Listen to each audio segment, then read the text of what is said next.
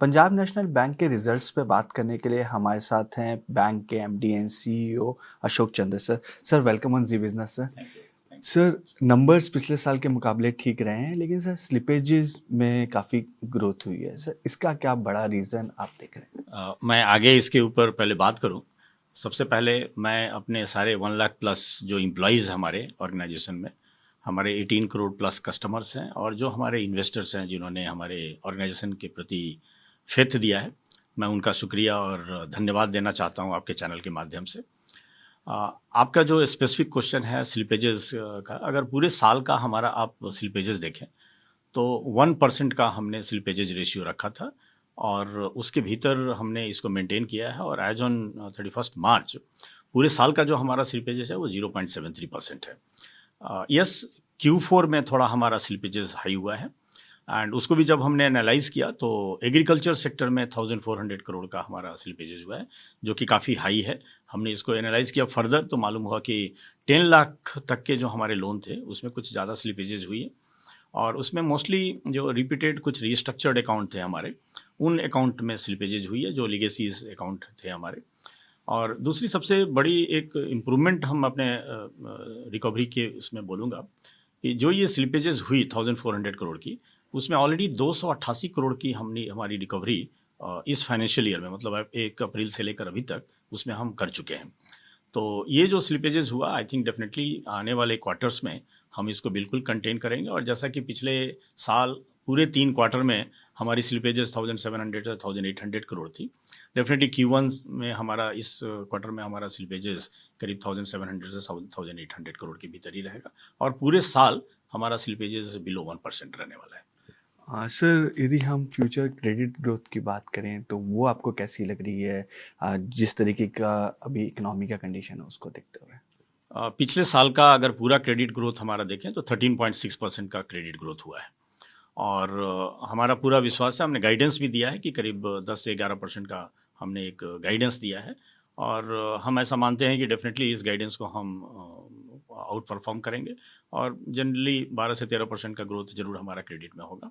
और उसका रीज़न ये है कि हमारे पास करीब 1,15,000 करोड़ का सैंक्शनड लोन पड़े हुए हैं जो कि डिसबर्समेंट होना है उसमें एंड इसमें 2024-25 के कुछ सैंक्शंस हैं और करीब 27-28 हज़ार करोड़ 1 अप्रैल से लेकर अभी तक के इस फाइनेंशियल ईयर के सैंक्शंस हैं और वो दोनों सैंक्शन मिलाकर 1,15,000 के हैं। इसके अलावा करीब 21,000 करोड़ का हमारा लोन बुक है जो हमने इन प्रिंसिपल परमिशन दी हुई है और उसका प्रपोजल आने वाला है तो उसको भी हम सैंक्शन करेंगे।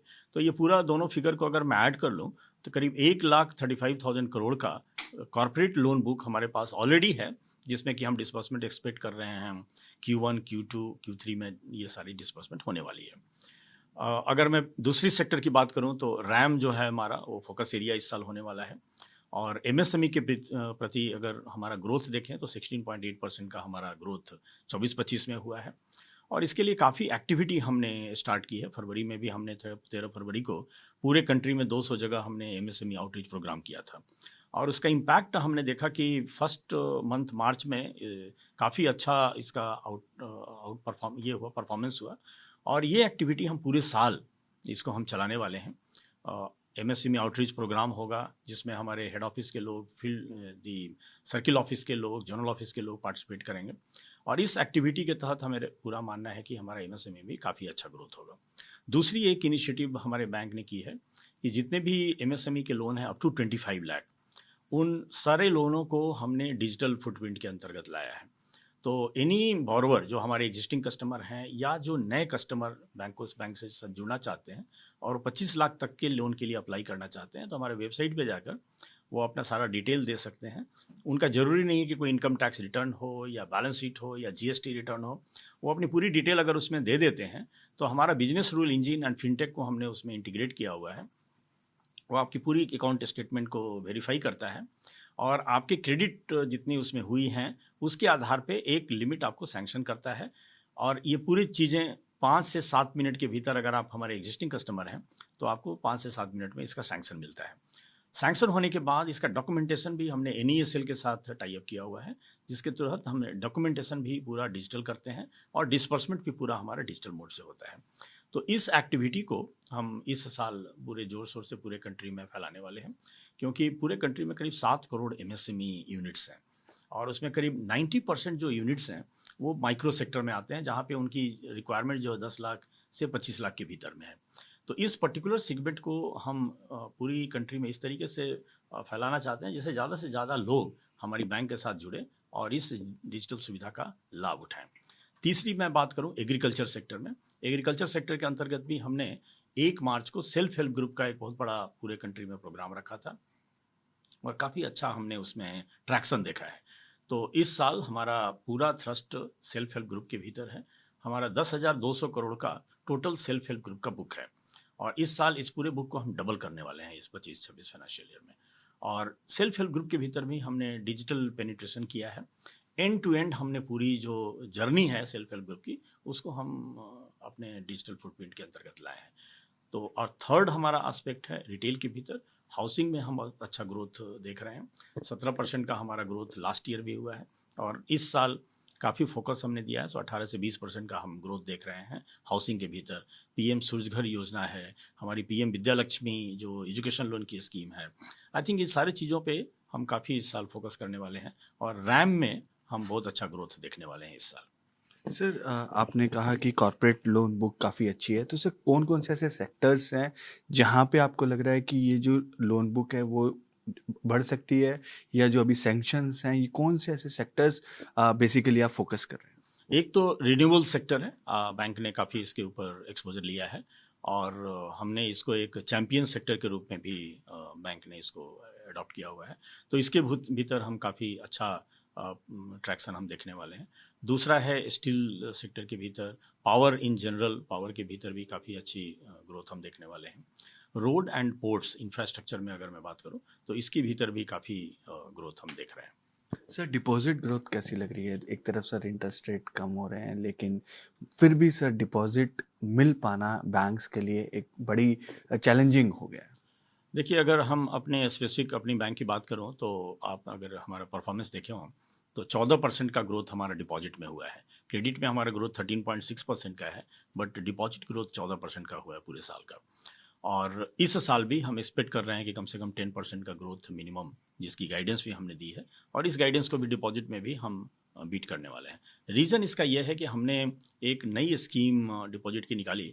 हमारी एक स्कीम चल रही थी 7.25 पे, स्पेशल डिपॉजिट स्कीम थी, जिसको हमने बंद किया और एक नई स्कीम हमने निकाली है 7.10 पे, जो कि 390 दिन का स्कीम है और एक महीने के भीतर करीब 8,000 करोड़ के रिटेल डिपॉजिट्स हमारे पास आए हैं। तो हमारा मानना है कि रिटेल टर्म डिपॉजिट में अच्छी ग्रोथ हमको इस साल भी दिखेगी।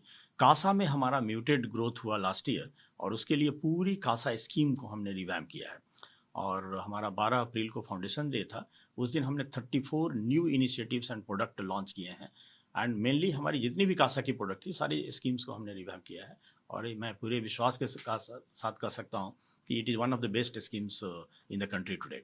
हमारी स्पेसिफिक स्कीम्स है सैलरीड क्लास के लिए, नॉन सैलरीड क्लास के लिए, वीमेन स्पेसिफिक हमने इसके स्कीम लाया है, यूथ के लिए हम इसके स्कीम हमने लॉन्च किया है, डिफेंस पर्सनल के लिए, अग्निवीर जो ज्वाइन कर रहे हैं उनके लिए, फार्मर्स के लिए पहली बार कोई स्पेशल स्कीम किसी बैंक ने लाया है। हमने एक नई स्कीम फार्मर्स के लिए भी लाया है। पेंशनर्स और सीनियर सिटीजन, उन सेक्टर को भी हमने टच किया है और इन सारी स्कीम्स में हमने काफ़ी वैल्यू एडिड सर्विसेज उनके रिक्वायरमेंट के हिसाब से हमने उसमें प्रोवाइड की है और इसका इम्पैक्ट यह है कि 12 अप्रैल को हमने इसको लॉन्च किया और आज की डेट तक 1,80,000 नए अकाउंट इसमें खुले हैं और उसमें करीब 300 करोड़ के नए डिपॉजिट हमें सेविंग में मिले हैं। तो पिछले 3 साल से जो पंजाब नेशनल बैंक का ट्रेंड है कि डाउनवर्ड ट्रेंड रहा है सेविंग में और कासा में, आई थिंक इसको हम अरेस्ट तो करेंगे ही, लेकिन हम सब्सटेंशियल इंप्रूवमेंट इस फाइनेंशियल ईयर में करने वाले हैं। सर पर्सनल लोन और गोल्ड लोन आपको कैसा लग रहा है? वो भी एक स्ट्रेस, क्योंकि आरबीआई भी बार बार कंसर्न उस और दिखाता है, तो सर आपके बैंक का, आपका खुद का व्यू उस स्पेशली इन 2 सेगमेंट के लिए क्या है? देखिए, पहले मैं पर्सनल लोन की अगर बात करूं तो हमारा जो भी पर्सनल लोन का एक्सपोजर है, हम उन्हीं लोगों को पर्सनल लोन देते हैं जिनकी सैलरी हमारे यहाँ आती है और एश्योर्ड है कि उसका सैलरी से जो भी लोन का ईएमआई है वो डिडक्ट होता है और लोन में रिपेमेंट होता है। तो एज सच कोई भी पर्सनल लोन से रिलेटेड या अनसिक्योर्ड लोन की जो आप ब्रॉडर आप बात कर रहे हैं, उसका कोई कंसर्न हमारे बैंक के ऊपर नहीं है। दूसरा आपने बोला कि गोल्ड लोन के ऊपर, गोल्ड लोन में हमारा एक्सपोजर ही बहुत ही लिमिटेड है। तो अराउंड 13,000 करोड़ का हमारा टोटल एक्सपोजर है। और जो भी आरबीआई की जो गाइडलाइंस है या अभी जो ड्राफ्ट गाइडलाइंस आई है, हम पूरी उस गाइडलाइंस को फॉलो करते हैं और हम इसमें किसी भी तरीके का डेविएशन, ना तो हमने कोई डायरेक्शन किसी को दिया है और ना तो हम करने वाले हैं इसमें। तो गोल्ड लोन में हम बहुत एग्रेसिव नहीं हैं, हम लिमिटेड हमारा ग्रोथ रहेगा। आई थिंक 12 से 13% का ग्रोथ है हमारा, और जो कि नॉर्मल एक स्टैंडर्ड ग्रोथ है, वो ग्रोथ उसमें होता रहेगा। हमारा थ्रस्ट दूसरे एरियाज पे ज़्यादा है, एमएसएमई है, एग्री है, जिसकी बात मैंने आपसे की, और उसमें हम कुछ एग्रेसिव ग्रोथ करने वाले हैं।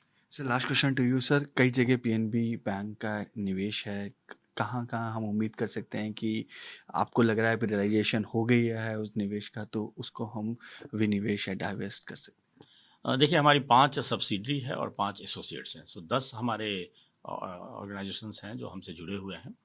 और as of now except Canara HSBC life में डिसइन्वेस्टमेंट का प्रोसेस ऑलरेडी एडवांस स्टेज में चल रहा है, और हम एक्सपेक्ट कर रहे हैं कि शायद Q3 तक उसकी IPO आने वाली है। दूसरे किसी भी एसोसिएट्स या सब्सिडरी में हम कोई डाइवेस्टमेंट करने वाले नहीं हैं, रादर हम उसके भीतर नई स्किल सेट हम पैदा कर रहे हैं, नए लोगों को हम उसमें ज्वाइन करवा रहे हैं, और अपने पेरेंट ऑर्गेनाइजेशन की तरफ से हम उनको पूरा इनकरेज कर रहे हैं कि उसमें उनकी स्ट्रेंथ भरे, उनकी अपॉर्चुनिटी जो मार्केट में है रेस्पेक्टिव जो सब्सिडी या एसोसिएट्स हैं, उसको स्ट्रेंथन कर कर उसके थ्रू हम वैल्यू मैक्सिमाइजेशन करें, ना कि कोई डिसइन्वेस्टमेंट कर कर उसकी वैल्यू मैक्सिमाइजेशन करने का कोई प्रयास। Thanks for joining Zee business sir, thanks for giving time to us sir. Thank you. Sir, thank you.